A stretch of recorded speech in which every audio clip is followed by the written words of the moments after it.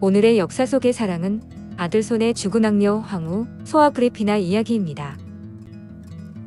로마에는 데아그리피나와 소아그리피나가 있는데 오늘의 주인공은 폭군 네로의 어머니인 소아그리피나로 데아그리피나는 그녀의 어머니입니다. 고대 로마의 제3대 아우구스타이자 율리우스 클라우디우스 왕조의 황족으로 어머니와 이름이 아그리피나로 같습니다. 따라서 후대 사가들은 이를 구분하기 위해 어머니는 데아그리피나, 그녀는 소아그리피나라고 부릅니다. 정식 명칭은 율리아 아그리피나로 부계와 모계 모두 카이사르가의 직계 황족인데 가장 오래까지 살아남은 율리우스 카이사르가의 일원입니다. 아그리피나는 5대 황제 네로 황제의 어머니이자 3대 황제 칼리굴라의 동복누이였으며 4대 황제 클라우디우스의 친조카이자 후처입니다. 그녀의 외할머니는 아우구스투스의 유일한 혈육인 율리아, 외할아버지는 마르투스 빕사니우스 아그리파입니다. 그녀는 폭군 네로의 친모라서 욕을 먹은 것이 아니라 본인 행적이 문제가 많았던 여자입니다. 아우구스타에 있는 동안 그녀의 야심 때문에 많은 황실 음모와 피바람이 불어서 여러 황족 중에서도 대표적인 악녀로 불립니다. 증조모인 리비아 드루실라와 오빠 칼리굴라 이상으로 평가가 나쁜데 직접 정치에 개입해 월권을 행사하고 파벌을 구축해 일어난 숙청 사건도 많았습니다. 그녀는 독일 오피둠 우비오름의 병영에서 영아기를 보냈는데 여동생 드루실라가 태어난 이후까지는 이곳 지방을 돌아다니며 성장했습니다.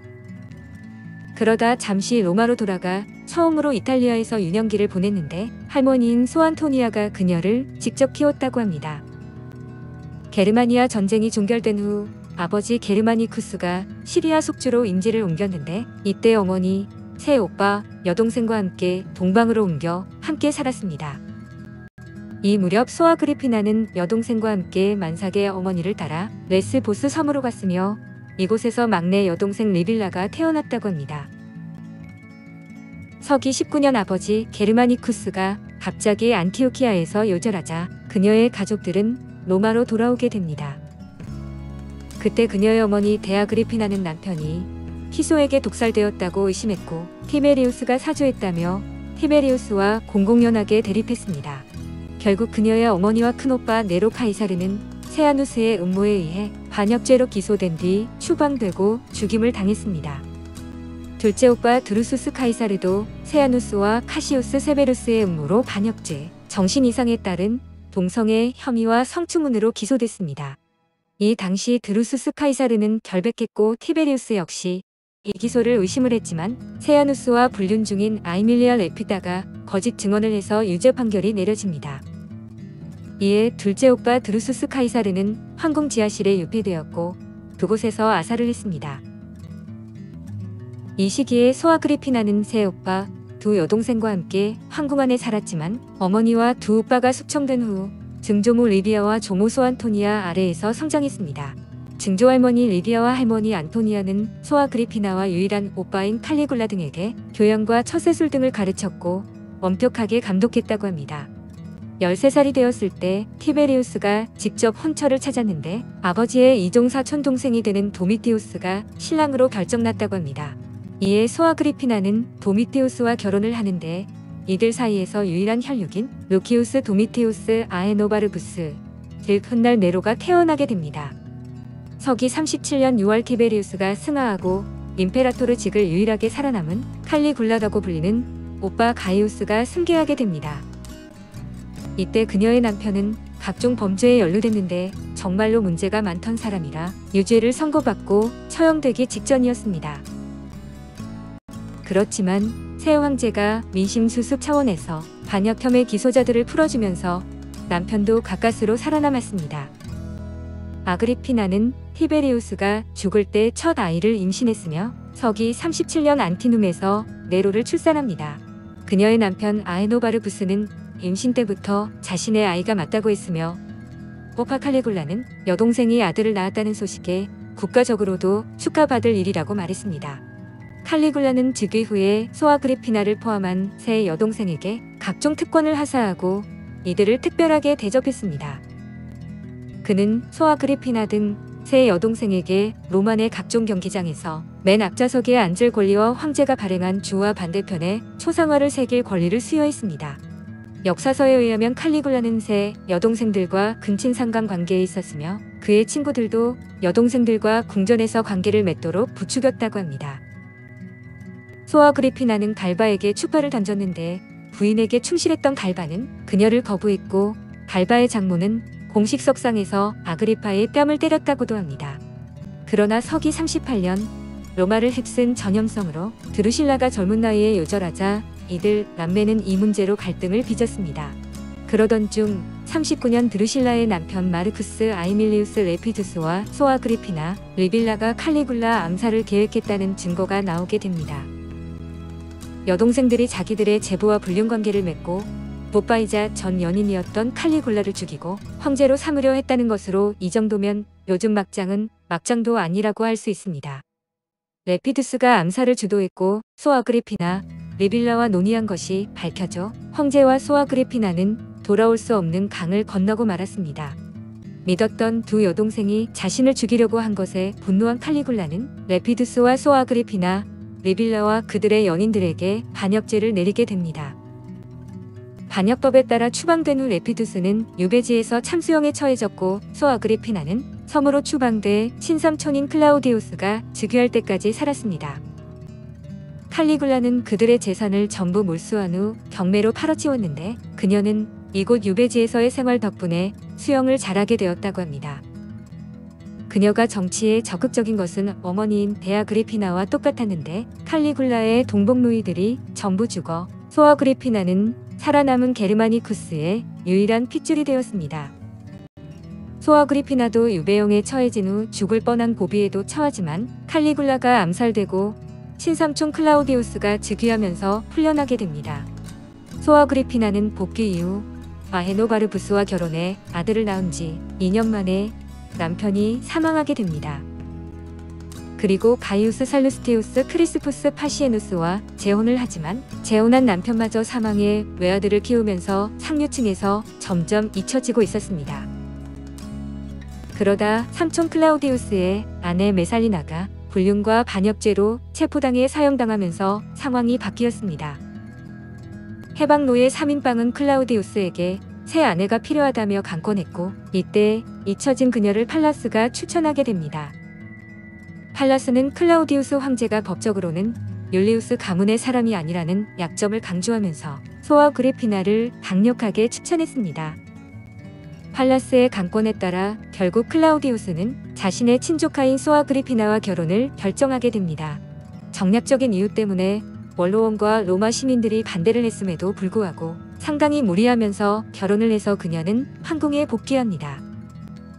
권력욕이 강했던 소아그리피나는 황궁에 돌아온 후 모른팔 팔라스를 이용해 세력을 키우고 황궁 전체를 휘두르기 시작했습니다. 그녀는 새 남편이자 삼촌인 클라우디우스에게 강한 영향력을 행사했는데 남편의 친아들인 브리타니쿠스가 있었지만 자신의 아들인 아헤노바르부스를 황제로 만들려고 했습니다. 사실 네로가 황제가 된 건 어머니 소아그리피나 덕인데 그녀는 클라우디우스의 황녀 오카비아와 약혼했던 살리누스를 근친상간 혐의로 모함해 파혼시키고 원로원 의석까지 뺏었습니다. 또한 클라우디우스에게 영향력을 행사하던 철학자 세네카와 근위 대장 브루스를 아들에게 붙여주면서 황제의 궁정 대신 3인방을 자신의 사람으로 포섭했습니다.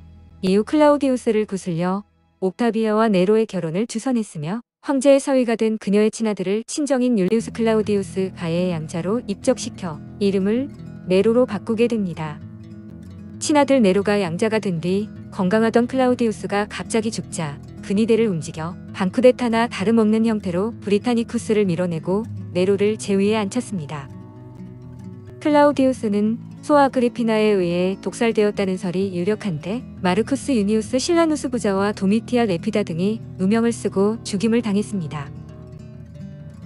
이후 소아그리피나는 자신과 아들 네로에게 호의적이지 않았던 나르키스와 칼리스투스를 파면 후 처형하고 궁정 대신 팔라스를 통해 모든 권력을 장악했습니다. 그렇지만 네로는 시간이 지날수록 자신의 어머니와 대립했고 여기에 세네카와 브루스가 힘을 보태면서 클라우디우스 사후 4여 개월도 되지 않은 상황에서 모자 관계는 험악해지게 됩니다.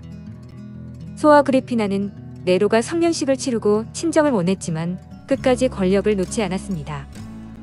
그런데 네로는 형민인 클라우디아 액트를 사랑해 아내 옥타비아를 내치려고 했는데 옥타비아의 남편이라는 타이틀이 필요한 소아 아그리피나가 네로의 이혼 요구를 도와줄 리가 없었습니다. 결국 네로는 소아 아그리피나와 대립한 것을 넘어서 정적 관계로 변했는데 그녀는 브리타니쿠스의 정치적인 입지를 강화시키기로 합니다. 아그리피나는 네로의 반대에 옥타비아와 브리타니쿠스를 내세워 민중 앞에 호소했으며 아들을 배은망덕한 놈이라고 불렀습니다. 자신과 브리타니쿠스가 아우구스투스와 리비아 드루실라의 직계혈통이며 자신은 게르마니쿠스의 유일한 딸이라고 강조했습니다. 또한 친왕실 세력을 모으기 시작했는데 상당수가 이에 호응하면서 네로와 세네카, 브루스는 단순한 협박이 아닌 것을 느끼게 됩니다. 소아 아그리피나가 정말로 네로를 실각시키고 브리타니쿠스를 황제로 만들려고 한 것인지 아니면 네로를 위협해 정치적인 입지를 강화시키려고 했는지는 불분명합니다. 그러나 네로보다는 브리타니쿠스의 정치적인 입장이 더 강력했고 이것은 네로에게 심각한 위협으로 네로는 자신의 하수인을 보내 브리타니쿠스를 암살했습니다. 네로는 악명 높은 귀족 포페아를 내연해 처로 삼는데 그녀도 아그리피나처럼 야심찬 여자였습니다. 물론 소아 아그리피나는 아들의 선택을 비판하고 황후 옥타비아를 편드는데 네로는 포페아의 부추김으로 엄마를 죽이기로 결심하게 됩니다. 네로는 소아 아그리피나의 신변을 보호하던 게르만족 친위대를 어머니의 거처에서 철수시켜 화해의 제스처를 보냅니다.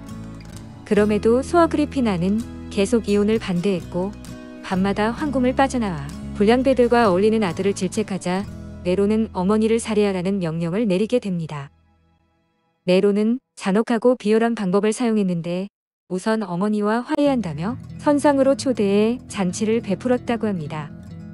네로와 소아 아그리피나는 서로 포옹하며 다정한 모습이었는데 그날 밤 네로는 자신의 측근들과 빠져나온 뒤 배를 침몰시키게 됩니다. 그러나 수영 실력이 출중했던 그녀가 헤엄쳐 돌아오자 공포심에 사로잡힌 네로는 그니들을 소아 아그리피나의 자택에 보내 살해하도록 했습니다. 이때 소아 아그리피나는 자신이 속았다는 걸 알고 그녀를 죽이려는 병사에게 배를 보여주며 황제가 들어있던 배를 찌르라고 일갈했다는 야사가 전해집니다.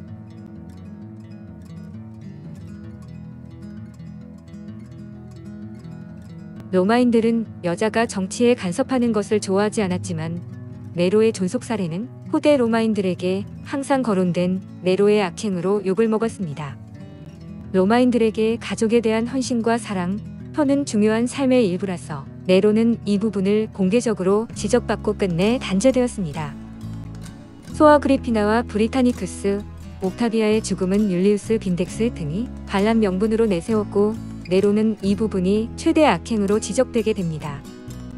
이런 와중에 빈덱스 반란을 제압한 루푸스의 게르마니아 주둔 병력이 네로에 대한 충성을 거부하고 근위대장 림피디우스 사비누스도 배신을 하게 됩니다. 이후 각본이 짜여진 것처럼 원로원은 네로를 국가의 적으로 공인하는데 네로는 처절하게 몰락 후 자살로 생을 마감하게 됩니다. 네로가 자기 품을 벗어나는 게 싫어서 소아 아그리피나가 네로를 유혹했다는 소문이 있었다는 기록이 있지만 이것은 근거 없는 비방성 소문이라 신뢰성이 떨어지는 것으로 평가를 받습니다. 그녀에 대해 고대와 현대의 일관된 평가는 야심이 너무 강하고 고집이 세며 폭력적이면서도 비열하고 무자비했다였습니다. 고대 로마인들은 그녀가 자신의 혈통을 지나치게 강조하고 거만한 것도 비난했지만 소아 아그리피나의 외모와 육체적 매력은 상당했다고 합니다. 소문에 따르면 아들인 네로도 어머니 장례식에서 자신의 어머니가 얼마나 아름다운지 언급을 했다고 합니다. 그녀의 죽음을 전해들은 로마 군대 상원 그리고 시민 대다수가 네로에게 축하 편지를 보냈다고 하니 그녀에 대한 당시의 평가가 어땠는지 알 수 있습니다. 네로는 어머니가 죽고 애도하는 기간임에도 민심 수습을 위해 네로니아 축제를 개최해 시민들의 관심을 다른 곳으로 돌렸습니다. 콜로니아 아그리피넨시스, 즉 현재의 퀼르는 소아 아그리피나가 실권을 잡고 있을 때 지어졌습니다. 라인 강변에 식민지를 건설할 때 당시 실권자였던 소아 아그리피나가 외조부인 아그리파를 기린다는 명목하에 아그리피넨시스라는 이름을 붙인 것입니다. 그러나 아그리파와 소아 아그리피나의 이름이 같다는 걸 고려하면 아그리피나 자신의 이름을 붙인 것이나 마찬가지입니다. 당시의 여자가 정치에 참여하거나 공공기록에 이름이 남기는 것은 상상할 수 없는 일이라서 도시 이름에 자기 이름을 쓴 것은 엄청난 월권 행위였습니다. 62년 네로는 포페아가 임신을 하자 옥타비아와 이혼하고 포페아와 재혼을 하며 옥타비아는 섬으로 유배되게 됩니다. 그러나 정숙한 부인의 이미지로 인기 높았던 옥타비아에 대한 두려움으로 그녀를 죽이기로 합니다. 23살의 옥타비아는 자살 방식으로 죽음을 당하며 그녀의 머리는 잘려져 포페아에게 보내졌다고 합니다. 그러나 포페아의 운명도 비슷해서 로마 대화제 다음 해의 제2회 네로니아가 개최되는데 포페아는 축제에서의 귀가가 늦어졌습니다. 그때 포페아는 임신을 하고 있었는데 포페아가 핀잔을 주자 네로는 아내를 발로 차서 아이와 아내 둘 다 죽이게 됩니다. 사랑하는 이여, 오지 않는 너를 기다리며 마침내 나는 너에게 간다. 아주 먼 데서 나는 너에게 가고 아주 오랜 세월을 다하여 너는 지금 오고 있다. 황지호, 너를 기다리는 둥알.